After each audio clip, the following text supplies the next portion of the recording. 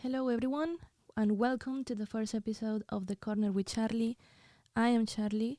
I am possibly gonna be your new online best friend, or that's what I hope. And today, it's all about the reasons that allow me to open the corner or find myself in the corner. What's the corner about? If you ever felt like you're having a mental breakdown and you needed help or you couldn't stop crying, and in that darkness, in that depth of the feeling, somehow you remember a song, somehow you remember the chapter of a book you were reading, somehow you remember your latest lesbian ship that you're trying to save in Twitter. This episode is for you.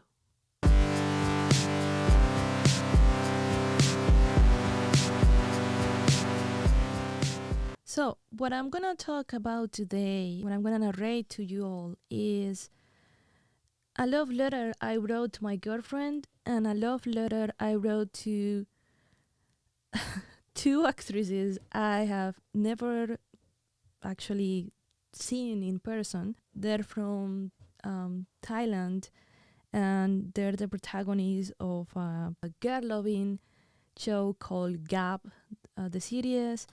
And you might wonder why I'm writing a love letter to my girlfriend and these two women. Well, the reason is because I found myself on New Year's Eve on an emergency room.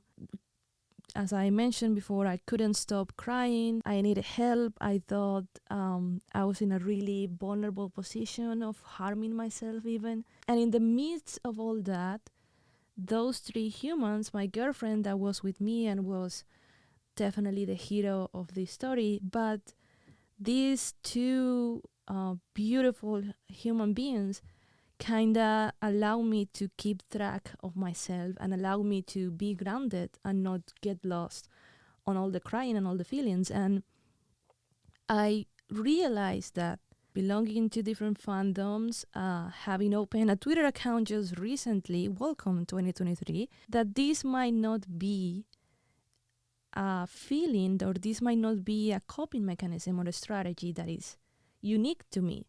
And what I want to explore with you today in this episode is how even in the, as I said, darkest situation, when we felt like we are useless, worthless, when we even feel that the world is better with us, we have the ability, an extraordinary ability, to keep loving the things we love. And I said things and things instead of persons because it is the ability to love songs, movies, TV shows, and stories.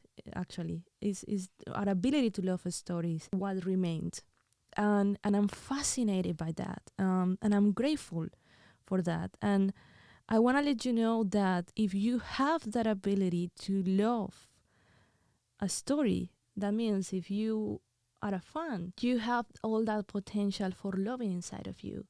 And any human being, any being in general that has that potential of loving inside deserves to be in this world. So this is going to be a really raw narration.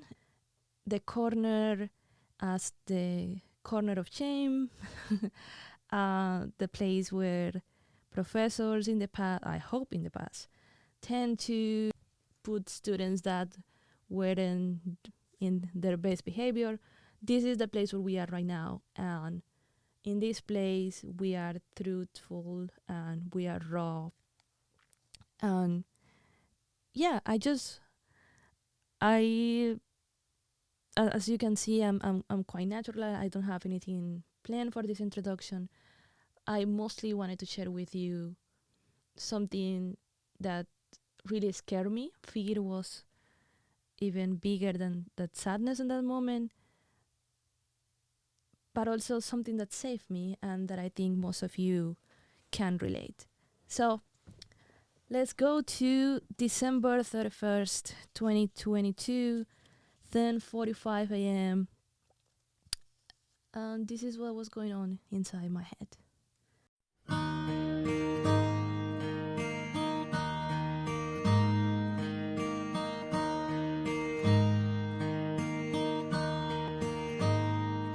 Should old acquaintance be forgot?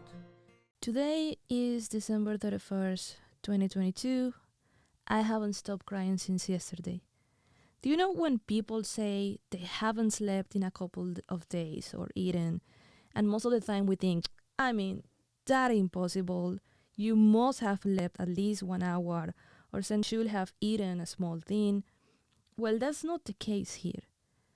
I haven't stopped crying since yesterday, and I feel it in my bones, in the way my body shakes, asking me to stop. Just please stop. Also, I think I broke my girlfriend.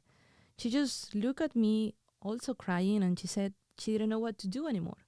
I can't stop crying, and she doesn't know how to deal with that situation.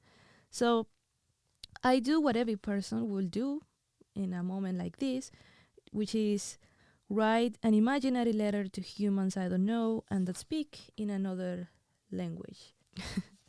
So that was the beginning of, of my letter. Basically, I was crying a lot, but my girlfriend was doing everything that she could, but I couldn't stop crying.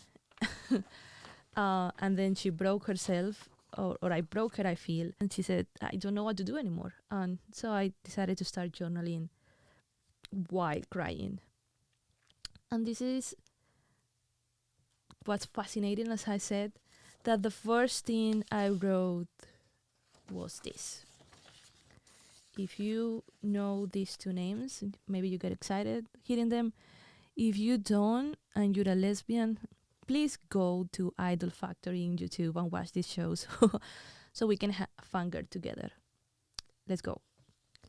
Dear Freen and Becky, I don't think we ever cry for just one reason. Tears are infinite. That's why they explode after they leave their house. A tear hugging the others. A tree of tears. Am I crying because I don't like myself? Because since I moved to America, I lost every gain of my confidence in this new foreign identity? Am I crying because I have so much debt? Because that is all I can think about since 2020? God, so many calls from the lenders. So many negative numbers. Am I crying because my mom doesn't know any of this? And I will give my everything so she can hug me now. But she's also sad, and I don't want to worry her. Am I crying because I'm lonely? I am so lonely. And amid this suffering, am I crying because I only want people to see me? I've often been told that I feel too much and I over communicated, but I crave intimacy, and this is one of the words and one of the phrases actually that once said aloud made a lot of sense for me. So I invite you to do the same. If you feel similar, just say it aloud. I crave intimacy. So Jack Halberstam wrote this book that is amazing, and it's a book on queer time, which is a concept he developed, and it's a book that changed my life. The idea behind the book is, what does it mean to live if you're not supposed to be alive in a society that does not want you? Having said that, what are the stages of a queer life? To be born, grow, get married, have kids, a dog, a mortgage, a retirement? Of course not. Our timeline is different because our understanding of success is different, because our pleasure is different, and because our friendships are too. And I wrote this while I was crying. I said, if I survive myself, maybe I should write the queer friendship book. Don't you think it's cruel to think that you only have one soulmate in your entire life? Well, I want a soulmate village. And I like this phrase, guys, so I'm going to say it again. I want a soulmate village. Damn, I'm still crying. And I really don't know why, but maybe this happened to you too, but after you cry for a while, it's so warm on your face. Anyway, you see girls, because remember I'm talking to Freen and Becky here. I don't know why I'm crying, and I certainly don't know what good to you can be reading about this whining with all the pressure you must already feel every day. But you both posted some of your last pictures on Reel this year, and I realized something I like to share. As I crawl into my bed in shame and fear there is something deeply wrong inside, fear I might end up in a clinic wearing white, I notice that I still care for you. I notice that I can cry and feel happy for your existence simultaneously. And it feels so dumb though. I feel so dumb smiling while I cry. I feel this immense gratitude and warmth for someone I don't know and will probably never know me. But you see, and this is where I get existential, guys. But I said, Jesus got it wrong. Yeah, I wrote, Jesus got it wrong. It is not love others as you love yourself. Is by loving others, you might love yourself. Because you'll discover that you have the capacity to love inside. And that's what I'm trying to say now, and what I wish you could read somehow. I have hope in this dwelling of sorrow, because as scared and destroyed as I feel right now, I still care. So maybe I'm not totally done with myself. Perhaps something is salvageable inside. And this is where I enter into a really crying funker mode. But again, this is just I'm reading it as I wrote it. So I spoke directly to Freen and Becky, and I said, Freen, if you ever read this, I want to say I love your laughter. There is a moment when you are overwhelmed with joy and you cover your mouth as if you were shy about it, and I found that so tender. And I hope you don't cover it because you're insecure about it, because your laughter is anchoring me to the present right now. And then I said to Becky, if you ever read this, I want to say you have such a gentle soul. You're doing so much stuff with Gab and your career and just being so young. And no matter what, you're always taking care of us. Your strength is anchoring me to the present right now. And that was the last thing I wrote before the crying got worse. And I started to have, let's call them red zone thoughts. And I told my girlfriend, I need help. We need to go to an emergency room. And we went. Once we arrived there, I started a new letter. So this is the second part of my New Year beautiful emergency room evening.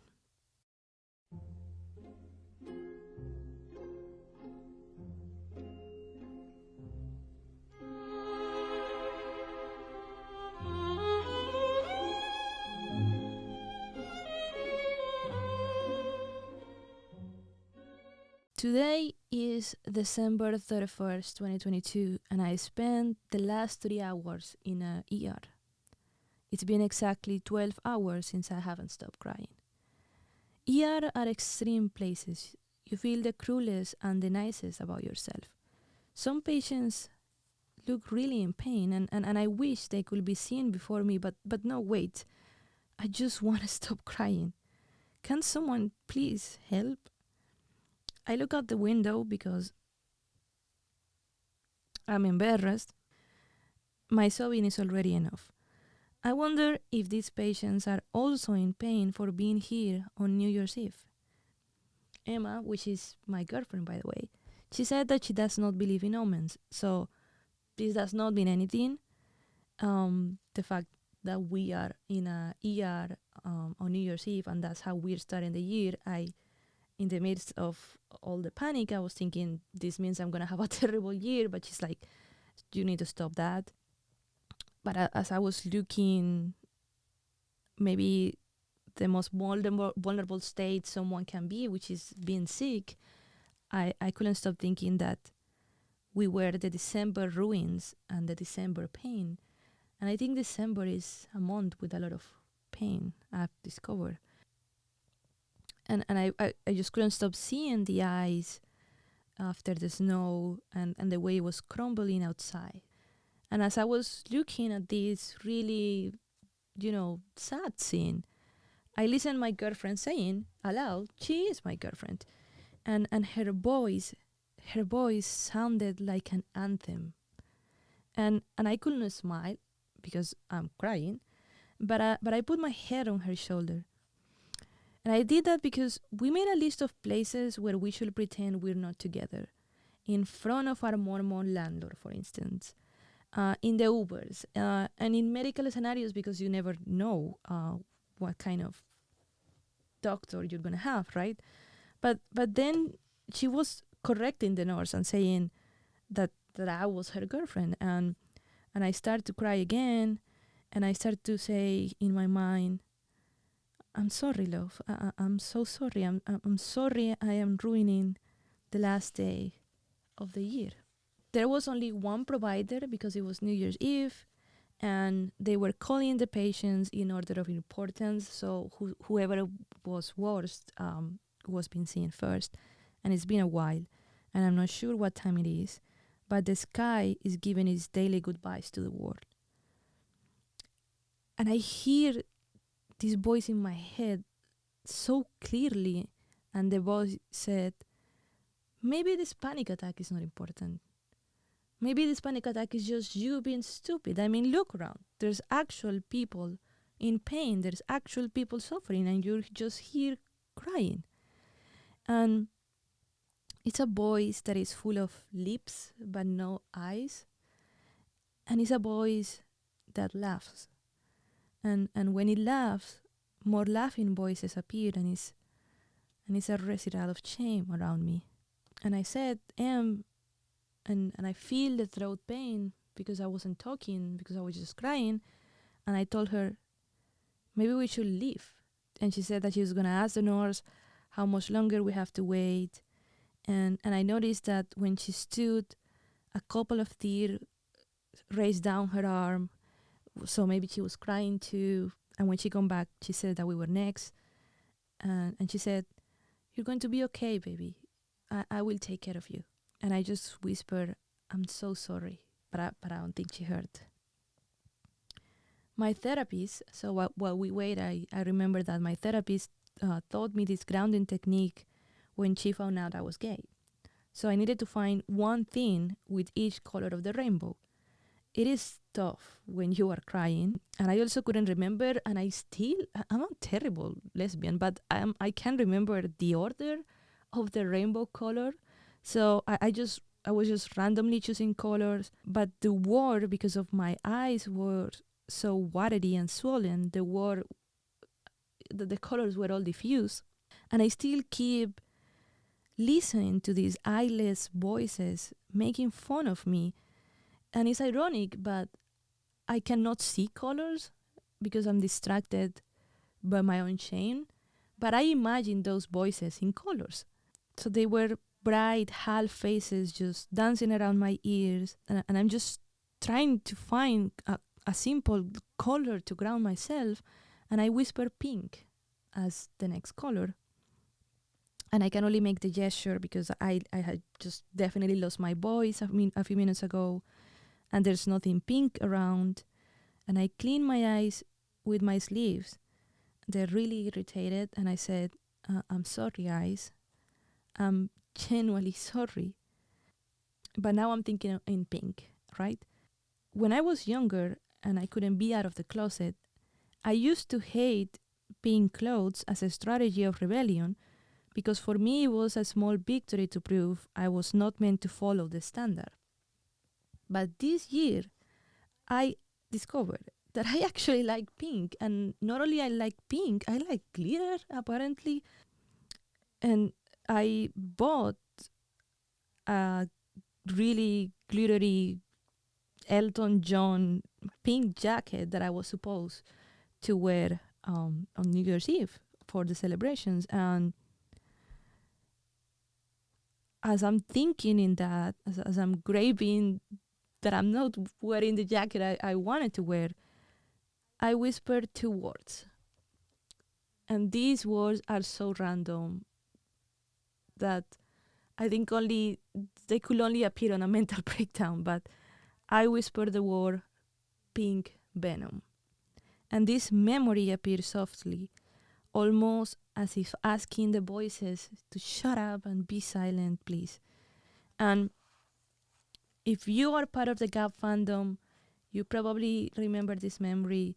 If you're not part of the fandom, let me just tell you that the memory that appeared in my head was the 2 actresses of Freen and Becky that were dancing to Pink Venom, which is a famous Blackpink song, right? And they look so happy in that video, and especially Freen. It seemed that for a moment they forgot how massive they are for so many fans, and they were just 2 girls having fun in the room. And and I remember the memory. I remember the video. I can smile because of the panic attack. One of the things that happened to my body is that my jaw is kind of locked, and every movement I made or I made at that moment spent so much energy, but I covered my face with my coat, and I let the memory on loop. So I was just recreating the video as I remember it. I don't know if any of you that are listening or watching this video right now has ever had a nervous breakdown, and I deeply hope that you don't know what that feels like. But if you ever had one, you might notice that you forget how to be happy. And the scariest thing is you forget that you were ever happy when you're having that panic mode. But as I see these actresses, as I see this woman dancing in the imaginary room in my head, I try to hold their smile besides my eyes. And it's just a reminder that happiness, that joy still exists in the world. And I cry more now because I'm scared. Because I'm scared this is who I am. Because I'm afraid that I'm losing my mind, literally. And because I've seen it so many times in my family that day where everything changes, and there's a lot of relatives that had, in a sense, lost their mind. And I'm listening Pink Venom, which is such a weird tune for this moment. And how is it that my brain can let this scene unaltered? How is it that it makes the voices that were making fun of me disappear? And I wrote in my mental journaling, I guess, that if this letter ever goes out, I was gonna send it to all the YouTube creators that translated the Freen Becky scene. That because of them, that's how I saw that video. So if you are a creator of Freen Becky content for international fans, I love you. But it's incredible how that action of translating and creating content, in a sense, was making me stay sane in that moment in the year. So I'm not having fun, I wouldn't say that, but at least I found something to keep me grounded, which is just thinking on the video. But then another voice appeared, and this is a red voice, and it has a deep tone, and she doesn't laugh, but it has a smirk, a silent smirk, and she reminds me how stupid I am for relying on people I don't know and probably will never know. And she says, such a delusion. And I try to remember more from that live video, but the voice, she doesn't need to say anything else. Like, just with those 3 words, such a delusion, all that little spark of happiness disappeared. And that's when the doctor called me and they say, Carla, which is my biological name, but I go by Charlie. So says, Carla, come in. And nobody saw it, but it wasn't easy to stand. My legs, my back, they were hard as bricks. And I left.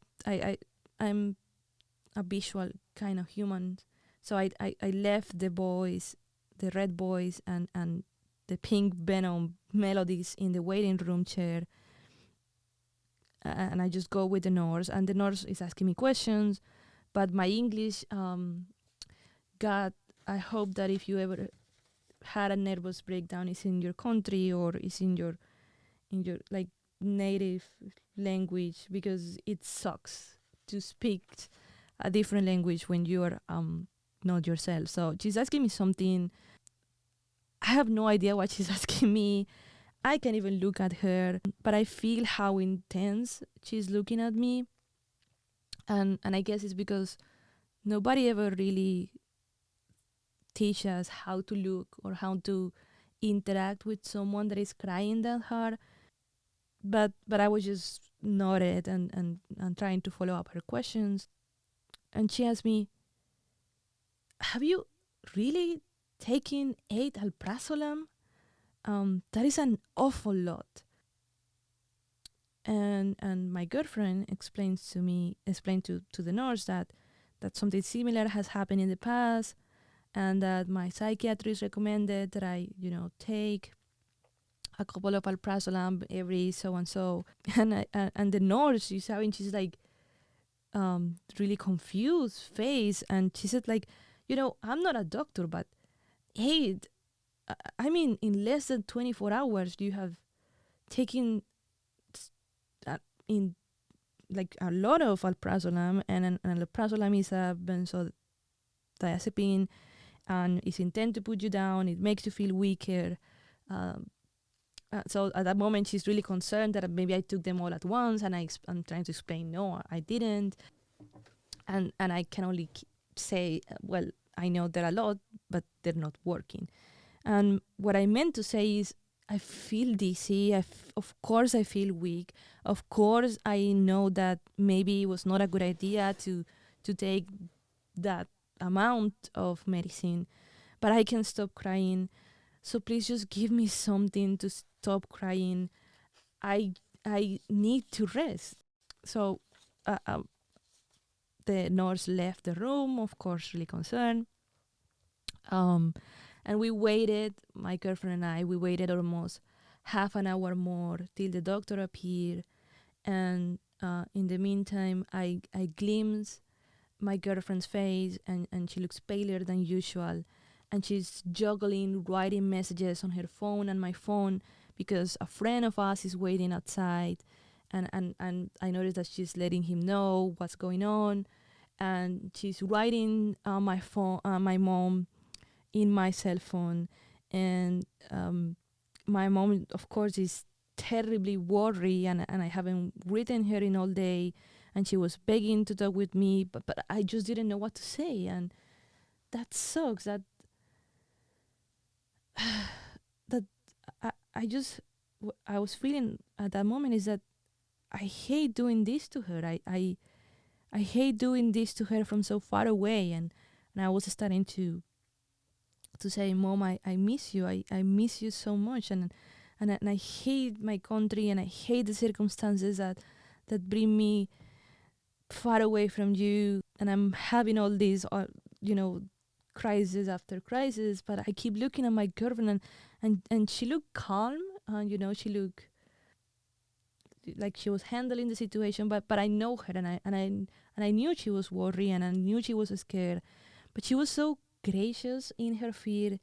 And there was this small moment when she noticed I was looking at her, and she smiled. And then the doctor entered the room.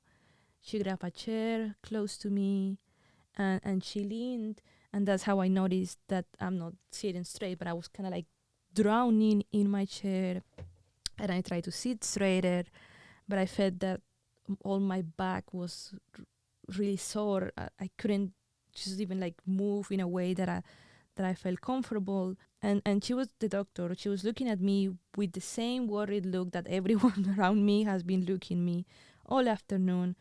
And she started again with the question, like, if something happened that caused this, if I changed my medication, if this has happened before, and I start to, say things in my broken English. I said, I'm not sure. No, maybe one time I felt like this, but never this intense.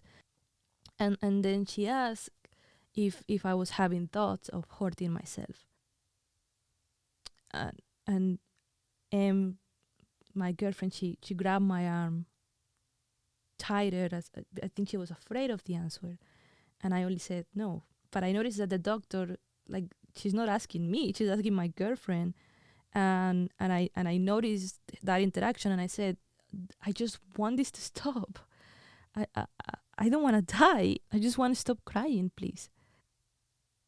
And my girlfriend, with her broken voice, after hearing me said that, she said, could you give her something to calm her down? The alprazolam's not really working. Can you give her something to help her sleep? She hasn't slept in a week. And this might be triggering, so I will put in the description a moment if you want to skip this, because as they were discussing kind of like the therapy, like what to do with the solution of the craft, how to help me at that moment, I just remember what I was in the ER in the first place. I just wanted the crying to stop. And most of my suicidal thoughts have a similar beginning. I don't want to disappear or die. I'm not even sure I can fully conceptualize what it means to want to die. And if any of you have ever felt or wished so, I send a little prayer and all my love to you. And not because those feelings are not valid, but because no one should feel that lonely. And when I was in the apartment before the year, what happened is that I started to have these visions of how I could stop crying, how could I shut down my mind, and that's when I told M, we need help. I'm not safe, I said, and she knew. She looked at me and she knew what I meant, and she called Gabrielle, which is my friend, and she explained she's not okay. We need to go to an ER. But when the thing is, when the doctor asked me if I wanted to hurt myself, I suddenly discovered that I was more afraid of being separated from my girlfriend. That maybe they were gonna, put me in a mental ward or something. And I've read a lot of stories on peer support spaces critiquing the violence of the psychiatric system. So I was in that moment more afraid of that than of the possibility of me hurting myself, which I know in retrospect it doesn't make sense because your personal safety should be the priority. But that's what happened at that moment, and I kind of like. Of course, I was thinking about hurting myself. I still remember the vision. I wanted to stop crying, and I saw myself kind of crushing my head into the wall over and over, because I wanted to stop. Just stop crying. But I realized at that moment that hurting yourself is lonely, that dying is lonely, and I didn't want to be alone. So the doctor, coming back to coming back to the room, she says, "There's not a lot I can do for you. Like, she prescribed medicine, sedative, and something for sleeping." I told her I was gonna see my psychiatrist in a couple days, so the idea was to kind of put me in a stable mode until there. And so my girlfriend is already exchanging messages with my mom, and I'm not even sure if I heard what the doctor prescribed. Mom explained to me when she left the room. She's sending more medicine. I started to cry again because maybe because of television, I was hoping she could give me something like in the moment, like an injection. I don't know. That was what I wanted. Actually, I just wanted to stop crying. I wanted to fall asleep, but that didn't happen. And then my girlfriend, she held my face and she said, "And you have to eat." And I remember I haven't eaten in a couple days, which is not good, of course. So half an hour passed since the doctor left the room, and we are waiting for the discharge papers. And I told him I was feeling really weak. So I lay on the room's bed. She gave me her coat as a pillow. I remember, as I was feeling weak, it just came to me of, oh, I haven't eaten. I tried to have breakfast that morning, but even the act of chewing was too much for me. And something that happened that day is that I was acutely aware of the strength that you need to do basic movements, like open the doorknob of the bathroom, or put the blanket over your shoulders, or even chewing.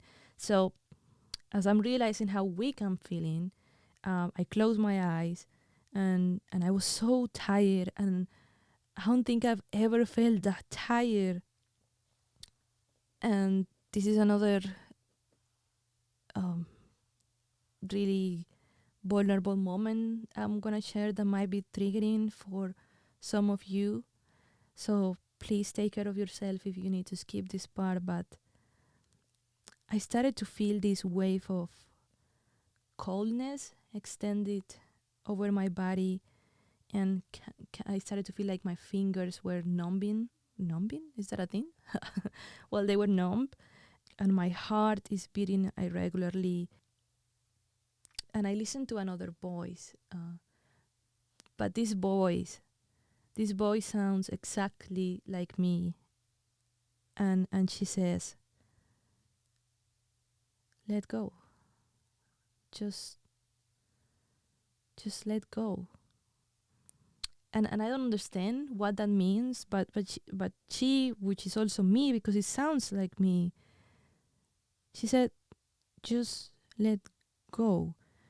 And I followed this voice inside of me. She's in a corner of my head. I don't really know how to arrive, but I feel this like ringing in my ears as I move closer to the voice in my mind. And I don't feel my legs, I don't feel my hands, and I just keep hearing in this really soft and almost caring tone, "Just let go." And I ask everything, and the voice said everything. And and I swear to you all that I couldn't see the room anymore, that I only had those dots of darkness that keep inside your eyes when you close them. And as I'm really letting go, and as I stopped feeling a lot of heaviness in my body, I said, "I can leave her." And the voice asked me, like, "Who?" And I said, I can't leave my girlfriend. Like, I can't leave Emmy. I know I'll have pain, and I know I'm gonna keep hearing the laughing voices, the shame voices, but I can't leave her. And I prefer a life with pain and with her than a painless life without her. And the voice, which is the deepest me, says, "Are you sure? I mean, you have stopped crying." And it was true. I mean, at that specific moment of not feeling anything, I wasn't finally not crying. I was not crying, and I remained silent with myself for a couple of minutes. And as I'm thinking of letting go, as I'm thinking of just giving up, this is a stupid. But I said to these boys that sounded like me, that it was kind of like blue, I said, I really want to know what happened next in Gap. That's what I said.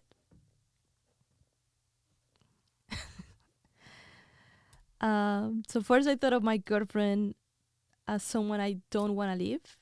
I refuse to leave, but then I have this deep, deep desire to know what happened next in this Thai girl loving show I'm watching. and I realize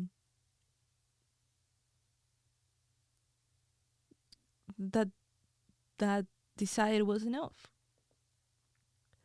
for me to kind of wake up from that moment. And I started crying again a lot. But it felt it was a different kind of crying. It was not crying from pain, but crying from relief. That I have found two anchors to keep me alive and going at that moment, and everything returned at once, because as I was, and I'm sorry I cannot conceptualize it better, but it just felt like letting go. As I was doing that, all the pain stopped, all the heaviness, but then everything started at once, and I remember that I wanted to scream because I couldn't believe that I was close of just leaving everything behind, in a sense. And I realized that a scream is a willingness to make a sound, but the pain is wanting to make a sound and not being able to do so. So I grabbed my girlfriend's hand, and I couldn't hold her stronger, but I told her, please don't let me go. And she kissed my nose, and she cleaned my face, and she said, never.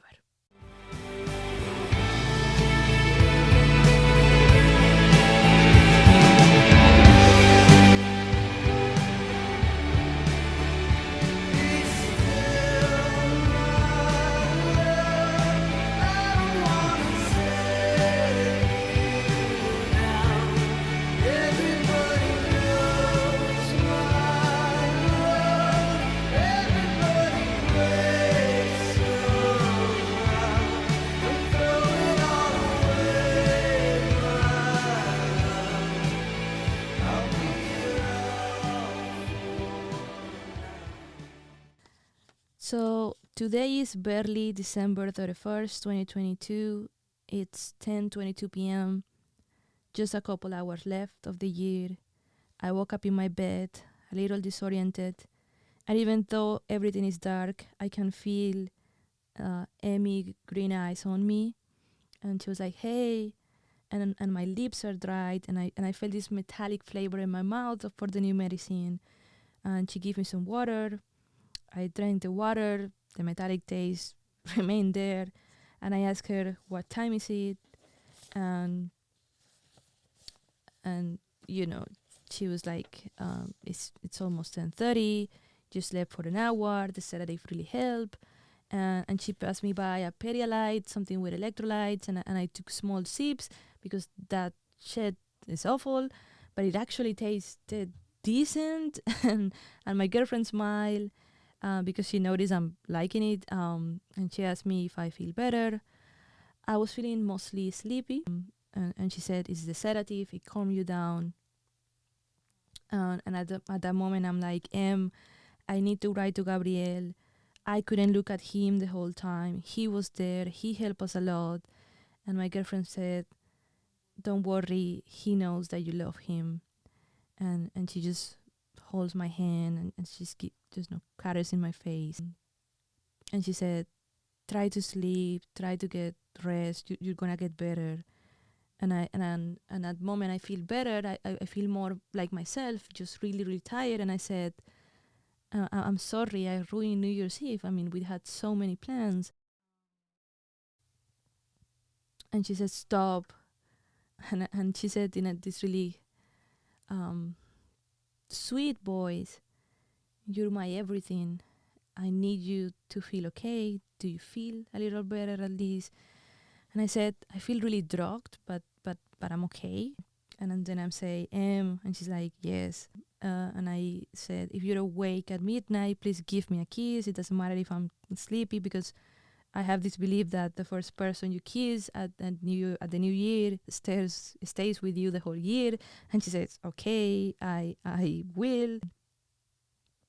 And I was falling asleep because the medicine was really strong. and I whispered, there was no Gap episode today. And she said, what? And I'm like, Gap, the series that we are watching. We have to wait until the 7th because there's no episode today. And she's like, why in the name, like, why are you thinking about that? And I think that's one of the first moments when I actually could smile that day. And I said, I don't know, but I'm thinking about them all day. Yeah, that's the story of me through New Year's. Some of the thoughts that came to my mind, all of the guilt, all of the shame, all of the fear, but especially all of the random fanger moments that kept me grounded, that kept me wishing to stay. And I want to finish this episode saying 3 things, because now that I've read what I wrote, now that I remember all that time, I'm really grateful. First, that there's a community of fangirls like me around something. My Twitter this day, half of it is Save Water None, the campaign with all the hashtags and the initiatives, and the other half of it is in Thai, and I don't understand Thai, but I'm following everything just to keep the actresses and everything related with Gap the series, which is a show that I'm deeply passionate about right now. If you haven't noticed, it kind of saved me from a total breakdown, but that's the first thing I want to say. If you're part of a fandom, thank you. Thank you, because somehow your presence there means that there's more content being created and there's company to this unexplainable love that you feel for a story.